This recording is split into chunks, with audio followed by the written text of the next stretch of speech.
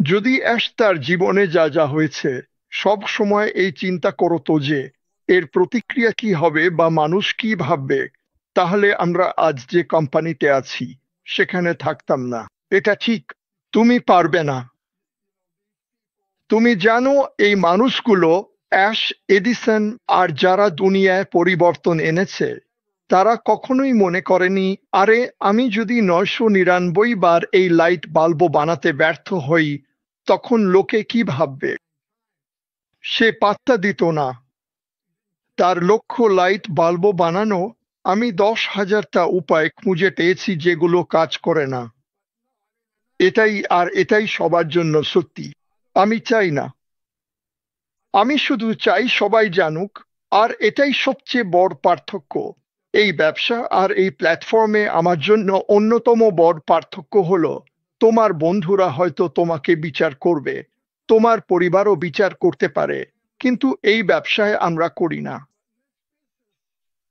কিছু একটা হয়, তুমি ধুলো ঝেড়ে ফেলো।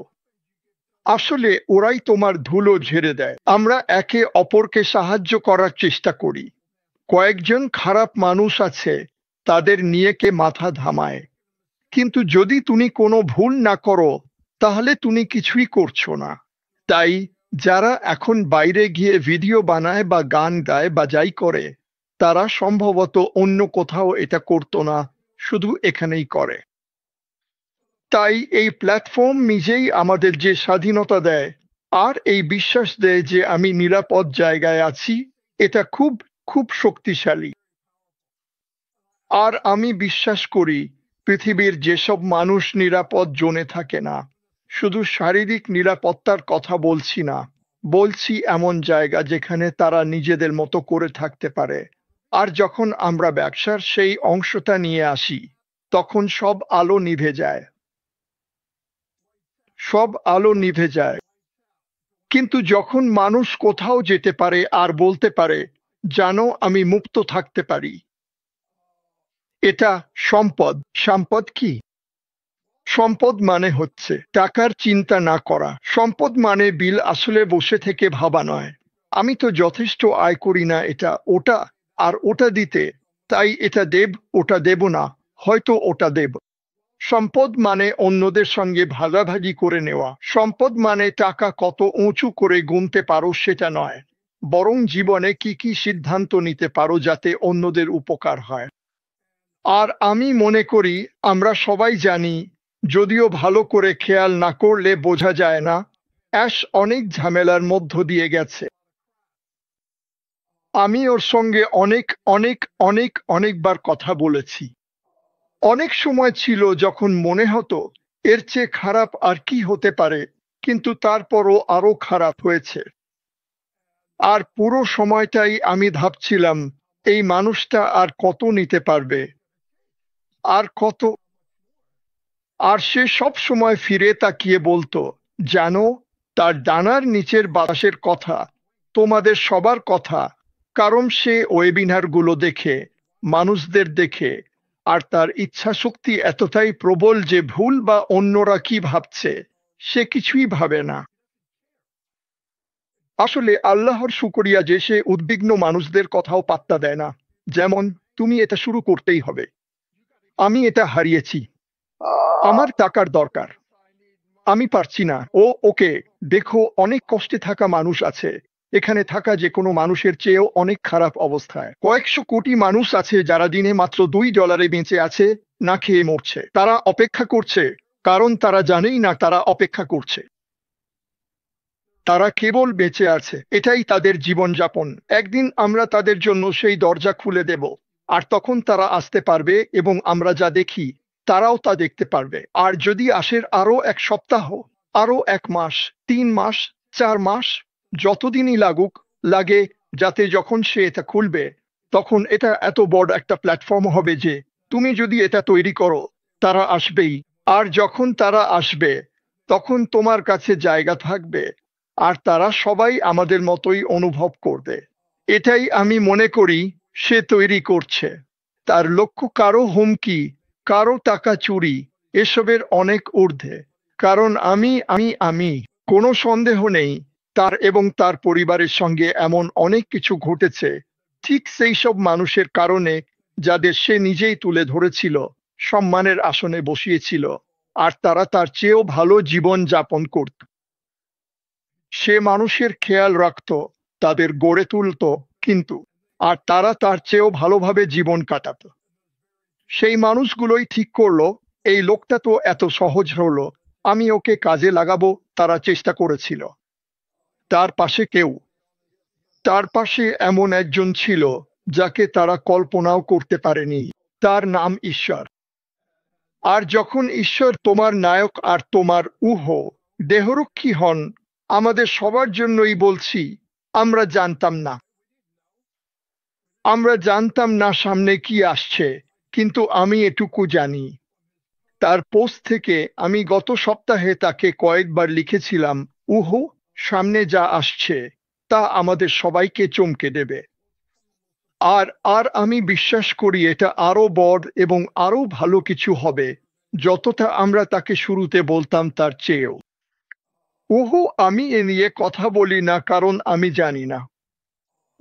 আমি কিছু ঝুঁকিতে ফেলতে চাই না কারণ আমি জানি না। কিন্তু আমি জানি সে এখনো আছে। আমি জানি যাই ঘটুক না কেন, সেটা 24 জুলাই চলছে। যতই অন্যদিকের ঝামেলা থাকুক, সেটা আইনজীবী, লড়াই আর আইনজীবী আর কে কি করেছে সেটা জানার চেষ্টা, এসব হোক না কেন। ঠিক আছে, সেটাও চলছে, কিন্তু আসল নাম, আসল খেলা আর আসল বিষয় যেটার জন্য আমরা সবাই এখানে, সেটা হচ্ছে সামনে এগিয়ে যাওয়া, দ্রুত গতিতে এবং পুরো শক্তিতে। আর আমি বিশ্বাস করি আমরা সবাই খুব শিগগিরই সেটা দেখতে পারবো, যতটা আমরা ভাবছি তার চেয়েও আগে। তাই যাই হোক, কখনো হাল ছেড়ে দিও না, ভুল করার ভয়েও চিন্তা করো না। চলো, অ্যাশ সম্ভবত আমার চেনা সবার চেয়ে বেশি ভুল করেছে। আমি আশা করি সে করেছে, কারণ যদি সে না করতো তাহলে এটা বড় হতো না। তুমি কিছু পেতে পারো না আর সেটা নিখুঁতভাবে হাজির হয়ে যায়, এমনটা হয় না। এভাবে জিনিসগুলো চলে না। দেখো, কত কোম্পানি এটা চেষ্টা করেছে। 90-এর দশকে অ্যাপল প্রায় ব্যবসা হারিয়ে ফেলেছিল। এখন তারা 2-3 ট্রিলিয়ন ডলারের ব্যবসা। ট্রিলিয়ন কেন? কারণ তারা থামেনি, তারা পরিবর্তন এনেছে, আর তারা এগিয়ে গেছে। মানুষ স্বচ্ছতার কথা বলে, আমরা জানি না, এটা জানি না, ওটা জানি না, জানলে কিছু লোক মিথ্যে বানিয়েছে, পোস্ট করেছে যা সত্য ছিল না। তাহলে জানাটা কি ভালো ছিল? আমার জানার দরকার নেই, আমি জানি সে কে। আমার জানার দরকার নেই। যদি তোমার জানার দরকার হয়, তাহলে তুমি তাকে চেনো না, আর যদি এখনো তুমি তাকে না চেনো, আমার ঈশ্বর আর কি বা বাকি আছে জানি না। সে সব কিছু দেখিয়েছে, সে এখানে আছে। আমরা ভালো অবস্থানে আছি, আর এসবের কিছুই কাকতালীয় নয়। এটা এমন না যে দুইটা পাথর একসাথে ধাক্কা খেল আর হঠাৎ করে একটা মহাবিশ্ব তৈরি হয়ে গেল। সবকিছুই কোনো না কোনো কারণে ঘটে, যেমন অ্যান্ডি বাক বলেছিল, শোরটি, তোমাকে চুপ থাকতে হবে। যাই হোক, সে ওই গগলস নিয়ে খেলছে, সে জানেই না আমি এখানে আছি। যখন আমি হাসপাতালে ছিলাম 7-8 সপ্তাহ ধরে, প্রতিটা সেকেন্ড কেটে যেতে দেখছিলাম, আর বুঝতে পারছিলাম যে আমার কাছে টাকা না থাকায় আমি কেবল আরেকজন মানুষ, একটা বিছানায় শুয়ে আছি। আর অনেক মানুষই এমন ছিল। আমি অনেক বয়স্ক মানুষের সাথে পরিচিত হয়েছিলাম, যাদের সাথে বন্ধুত্ব হয়েছিল, যাদের কোনো পরিবার ছিল না, কেউ আসতো না। আর জানো তো, আমরা এখানে একা আসি আর এখান থেকে একাই চলে যাই, কিন্তু এমন এক কোম্পানিতে থাকা যেখানে আমরা কখনোই একা নই, তার শক্তি, মানে, হয়তো এর একটা দাম লাগানো যেতে পারে। আমি পারি না। আমি জানি, যখন আমি সেখানে ছিলাম, তখন আমি আমাদের যা আছে তার কতটা মূল্য বুঝেছিলাম, কারণ আমি সেখানে ছিলাম, কারণ আমি জানি আমাদের কি আছে। আমি মনে করি এক নার্স আমার কাছে এসেছিল, সে ইউটিউবে গিয়েছিল, আর সে ফেসবুকেও ছিল, আর আমি তাকে ফেসবুকে ফ্রেন্ড রিকোয়েস্ট পাঠিয়েছিলাম। সে বলল, আমি কখনো দেখিনি কেউ প্রার্থনা চেয়ে পোস্ট দিলে এত শত শত, যদি না হাজার হাজার মানুষ সারা বিশ্ব থেকে সাড়া দেয়। আমি বললাম, এর মূল্য কত? সে বলল, আমার কাছে এত টাকা নেই যাতে আমি এর দাম দিতে পারি, কিন্তু আমি বললাম, তুমি চাইলে এর অংশ হতে পারো। তাই সে আসলে যাচ্ছে, যখন সবকিছু চলতে শুরু করবে তখন সে এর অংশ হবে। কিন্তু আসল কথা হলো, আমরা খুবই ভাগ্যবান যে অ্যাশ হাল ছাড়েনি। সে তার স্বপ্ন বাঁচিয়ে রেখেছে, আর তার স্বপ্ন হলো মানবতাকে উন্নীত করা, আর আমরা সেই স্বপ্ন বাস্তবায়নের হাতিয়ার। চলুন এটা মনে রাখি, আমরা দর্শক নই, আমরা বেঞ্চে বসে নেই, আমরা গ্যালারি থেকে শুধু দেখছি না আর অ্যাশকে সবকিছু করতে দিচ্ছি না। অ্যাশ হলো কোয়ার্টারব্যাক, তার একজন ওয়াইড রিসিভার দরকার, তার রানিং ব্যাক দরকার, দরকার যারা ব্লক করবে, দরকার যারা এই বার্তা ছড়িয়ে দেবে যখন আমরা মাঠে এগিয়ে যাব। এটা বিশাল এক মাঠের নাম পৃথিবী। এই মাঠে এগিয়ে যেতে হলে আমরা সবাই আমাদের সামান্য অংশটুকু করতে পারি। জানি অনেকেই বলে, এসেছি কিছু করতে চাইনি, দারুণ, আমাদের কেউই কিছু করিনি, জিতছি। যখন চাই কথা বলি, তোমার এখানে থাকতে হবে না, তুমি পারো। আমি যা চাই তাই করি কারণ আমি চাই, কিন্তু আমি অন্য কোথাও থাকতে চাইতাম না। গতকাল আমি মাইক এলিসের সঙ্গে কথা বলেছিলাম। আমরা সম্ভবত একসাথে আছি প্রায় 15 বছর হলো। হ্যাঁ, আমরা চাইলে কোথাও গিয়ে একটু টাকা কামাতে পারতাম, তারপর আবার এগিয়ে যেতাম, আবার একটু টাকা কামাতাম, আবার এগিয়ে যেতাম, এভাবেই কিছু টাকা কামানো যেত। অনেকটা এমএলএম গুলোর মতোই। কিন্তু ঈশ্বরকে ধন্যবাদ, আমি সেটা কখনো করিনি। আমি এখানে থেকেছি বলে আমি খুবই খুশি। আমি মিস্টি নাভারার সঙ্গে বন্ধুত্ব করেছি, এমনকি পরিবারের মতো সম্পর্ক হয়েছে। সে যেমন, ঠিক তেমনই মানুষ। যখন সে আমাকে দেখতে এসেছিল তখন সে আমার সঙ্গে একান্তে কথা বলেছিল, এবং সে সে সে ঠিক যেমনটা আপনি ভাবেন, তার চেয়েও বেশি কিছু, আরো বেশি, অনেক বেশি। যাই হোক, তার পুরো কথাবার্তা ছিল এই ব্যবসা নিয়ে এবং এটা অন্যদের জন্য কি করতে পারে সেই নিয়ে। আর একমাত্র উপায়, যেমনটা তিনি বলেছিলেন, আমি মা তেরেসা একা হাতে আসলে কতটা কিছু করতে পারতেন, একজন মানুষ আসলে কতটা কিছু করতে পারে। কি হবে যদি এমন একটা প্ল্যাটফর্ম তৈরি করা যায় যেখানে মানুষ তাদের পকেট ভরতে পারে, তাদের ক্যাবিনেট ভরতে পারে, ঠিকানা বদলাতে পারে, আগে ভাগে ঋণ শোধ করতে পারে। কে জানে। আমি ভবিষ্যৎ নিয়ে কথা বলতে চাই না, কারণ আমি কোনো ঝুঁকি নিতে চাই না। আমি মনে করি অনেক খারাপ, দুষ্টু মানুষ আছে যারা সবকিছু চাইবে, যারা চাইবে না আমরা সফল হই, এবং আমি এসবের কোনো অংশ হতে চাই না। তাই আমরা জানি আমাদের কি আছে। একদিন আসবে যেদিন ও বলবে, যখন ছবিটা একদম পরিষ্কার হবে, ও সেটা প্রকাশ করবে আর আমরা বলবো, ওহো আমার ঈশ্বর। তারপর আমরা আমরা আমাদের কাজ করব। আর আমি মনে করি সেটা অনেক মজার হবে। আমাদের কি তার জন্য প্রস্তুত থাকা উচিত? হ্যাঁ।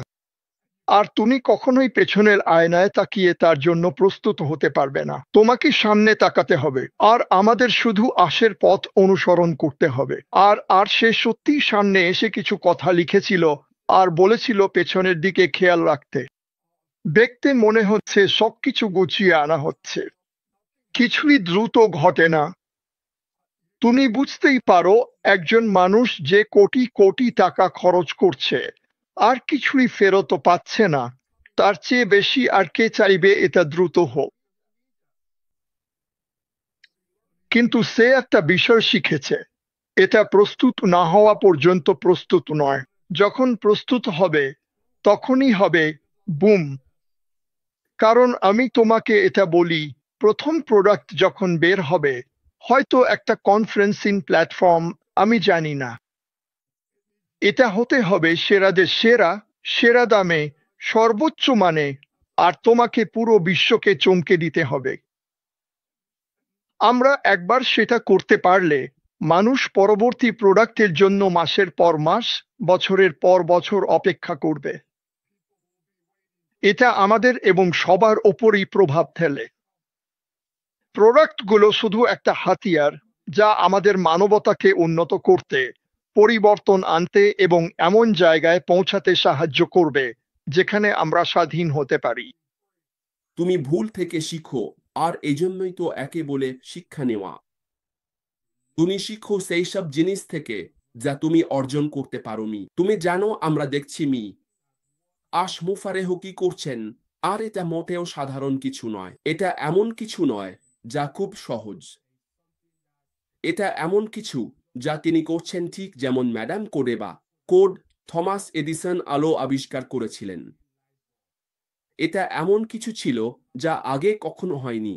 তিনি বলেছিলেন, চলো আমি চেষ্টা করি, আর তিনি 10,000 উপায় খুঁজে পেয়েছিলেন এটা কাজ করানোর। কারণ যখন তুমি চেষ্টা করো, ঠিক যেমন ভবিষ্যৎ দ্রষ্টারা, তারা সব সময় কিছু নতুন তৈরি করে মানবজাতির জন্য উত্তরাধিকার রেখে যেতে। তারা চায় একটি স্থায়ী উত্তরাধিকার রেখে যেতে। তারা এটা অহংকার থেকে তৈরি করছে না, তারা জিনিসপত্র বদলাতে চায়। ভাবো তো, যদি আলো বাতি না থাকতো, গ্রামের বেশিরভাগ মানুষ হয়তো ভাবো সেই সব ছাত্রদের কথা যারা সন্ধ্যায় আলো মানে বাতি ব্যবহার করে পড়াশোনা করে। এমনকি আমাদের নিজেদের স্বাভাবিক কাজকর্ম, কখনো যারা গুদামে কাজ করে, হাসপাতালে কাজ করে।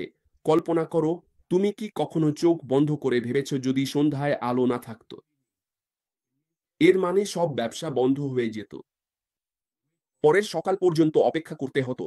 তার আগে তোমার কাজ করা যেত না। অন্ধকারে তুমি কিভাবে কাজ করবে? কোনো উপায় নেই। ঈশ্বর রাত বানিয়েছেন ঘুমানোর জন্য, কিন্তু আমরা আলো তৈরি করার চেষ্টা করি যাতে আমরা আরো কিছু করতে পারি। তুমি জানো তো, এখন আশের কথায় ফিরে আসি। আশ কিছুটা ভিন্ন কিছু করছে। তুমি জানো, সে কিছু তৈরি করছে, আর এটা এমন কিছু যা আগে কখনো করা হয়নি। আর আমাদের স্বীকার করতে হবে যে এখানে ভুল হবেই।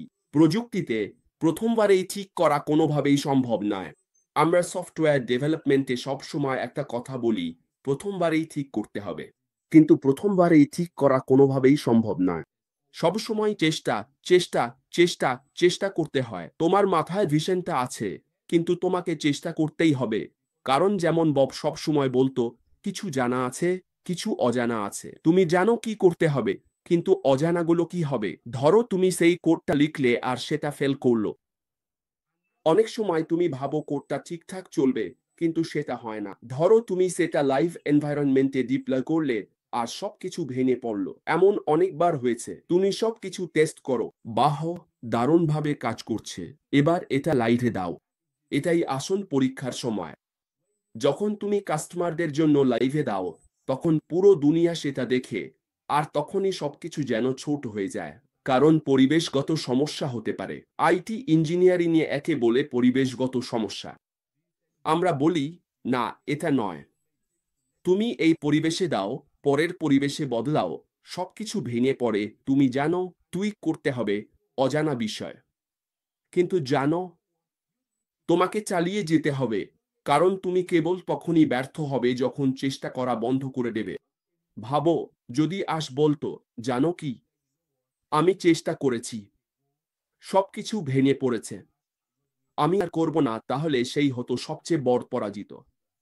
তুমি সময় হারালে, এমন সময় নষ্ট করলে যা তুমি পরিবার 2 ছোট বাচ্চার সঙ্গে উপভোগ করতে পারতে।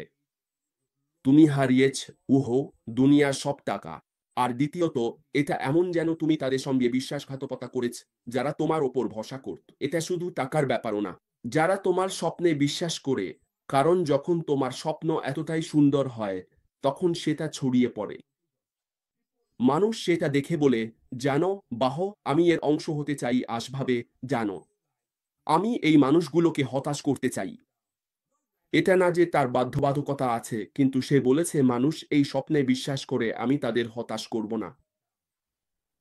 সে আসলে তাদের নিয়ে ভাবেই না, যারা এই স্বপ্নে বিশ্বাস করে না। দিনের শেষে 3,000 মানুষ আসতে পারে, কিন্তু মাত্র 11 জন। মাইক্রোসফট বলেছিল, 3,000 মানুষ আমাকে অনুসরণ করেছিল, কিন্তু মাত্র 11 জন ছিল বিলিয়নিয়ার। কারণ তারা স্বপ্নে বিশ্বাস করতে অস্বীকার করেছিল। জ্যাক মা অনেক মানুষ নিয়ে এসেছিলেন, কতজন তাকে অনুসরণ করেছিল? শুধু সেক্রেটারি বিলিয়নিয়ার আর মিলিয়নিয়ার হয়েছিল $30 কোটি। এবং তিনি এখন আলিবাবার একজন সিইও। কখনো কখনো স্বপ্নটা খুব সুন্দর, কিন্তু কতজন মানুষ সেই স্বপ্নকে শেষ পর্যন্ত অনুসরণ করতে পারে? অনুসরণ করো এবং বলো, হ্যাঁ, আমি বিশ্বাস করি, কারণ সময় বলে দেবে বিশ্বাস করো কিনা। হ্যাঁ, আমি বিশ্বাস করি। যখন তারা বলে 10-20 বছর থাকতে প্রস্তুত, তখন মানুষজন একে একে ছেড়ে দিতে শুরু করবে। জানো, এটা অনেক বেশি। অপেক্ষা করতে পারছি না, আর তখন সবকিছু ভেঙে পড়তে শুরু করবে। আর শুধু তারাই, যারা এই যাত্রা শেষ পর্যন্ত অনুসরণ করবে, তারাই এটা দেখতে পাবে। কারণ একজন দূরদর্শী কখনোই তাদের কাজ থামাবে না। কারণ তাদের লক্ষ্য হলো স্থায়ী উত্তরাধিকার রেখে যাওয়া। এটা মানবতাকে উন্নীত করার ব্যাপার। আমরা আমরা গতকাল উদ্ধৃতি দিয়েছিলাম, নেলসন ম্যান্ডেলা 25 বছর জেলে ছিলেন। ইন্দিরা গান্ধী, তিনি শুধু একমাত্র ভারতীয় ছিলেন না, কিন্তু কতজন মানুষ তার বিশ্বাসে বিশ্বাস করতেন তিনি সেখানে ছিলেন। আমেরিকায় লুথার কিং, একই ব্যাপার। আমার একটি স্বপ্ন আছে, আমরা আরো অনেক উদাহরণ দিতে পারি এবং দেখতে পারি এইসব স্বপ্নবাজ মানুষদের স্বপ্নের কোনো মূল্য নেই যদি তুমি সেটাকে বাস্তবে রূপ না দাও। তুমি জানো, দৃষ্টিভঙ্গিরও কোনো মানে নেই যদি তুমি কঠোর পরিশ্রম না করো এবং সেটাকে বাস্তবে পরিণত না করো। মানুষ বাস্তবতা দেখতে চায়। তারা তারা তোমার স্বপ্ন নিয়ে মাথা ঘামায় না। তুমি যা খুশি করতে পারো। তুমি বলো, ওহো, আমার একটা স্বপ্ন আছে। তারা বলে, এই পৃথিবীর সবচেয়ে ধনী জায়গা হলো কবরস্থান। কারণ মানুষ তাদের স্বপ্ন নিয়ে মারা যায় এবং সেই স্বপ্নগুলো কবরেই থেকে যায়। কিন্তু খুব কম মানুষই তাদের স্বপ্নকে বাস্তবে রূপ দিতে পারে। তারা স্বপ্ন দেখে কাজে নেমে পড়ে আর বলে, কত সময় লাগবে তাতে আমার কিছু যায় আসে না। ঈশ্বর তোমার সফলতা চান না আসলে। ঈশ্বর চান শেষ করা মানুষ। তুমি কি শেষ রেখা পার হতে পারবে? আমি তোমার সঙ্গে থাকব। ঈশ্বর চান না তুমি দ্রুত হও। তিনি সেটা চান না। তিনি চান শেষ করা মানুষ। তুমি কি ডাকে সাড়া দিতে পারবে? তুমি কি আমার সঙ্গে এই পথ চলার জন্য প্রস্তুত? আমি তোমাকে ধরে পথ দেখাবো। শেষ করো যাতে তুমি অন্যদের অনুপ্রাণিত করতে পারো। আর যখন তোমার সময় আসবে, সব সময় পল কখনো বলেননি গতকাল পল কি বলেছিলেন? আমি দৌড় শেষ করেছি। তুমি জানো, আমি শেষ করেছি। তিনি বলেছিলেন, আমি দৌড় শেষ করেছি। তিনি কখনো বলেননি আমি জিতেছি। তিনি বলেছিলেন, আমি শেষ করেছি। যিশু বলেছিলেন, শেষ হয়েছে। তিনি কখনো বলেননি তিনি জিতেছেন। তুমি জানো, কারণ ঈশ্বর শেষ করা মানুষ খুঁজছেন, তিনি বিজয়ী খুঁজছেন না। এবং আমরা সেখানেই আছি। অ্যাশ এই দৌড় শেষ করবে, আমরা চাই বা না চাই। এটাই তার স্বপ্ন। ঠিক আছে। আর সে কিছু অসাধারণ ও শক্তিশালী কিছু গড়ে তুলছে। সে এটা বেছে নিয়েছে, সে এর উত্তর দিয়েছে। এটা পূর্বনির্ধারিত ছিল, এমনকি তারা অ্যাশকে সৃষ্টি করার আগেই। জিরমিয়া বলেছিলেন, আমি তোমাকে তোমার মায়ের গর্ভে গড়ার আগেই আমি তোমাকে জানতাম এবং তোমাকে তোমার নামে রেখেছি। আমি জানি তোমার জন্য আমার কি পরিকল্পনা আছে। এটা আমাদের পরিকল্পনা নয়, এটা ঈশ্বরের পরিকল্পনা। আর ঈশ্বর তার নির্ধারিত সময়ে এটা শেষ করবেন, আমরা চাই বা না চাই।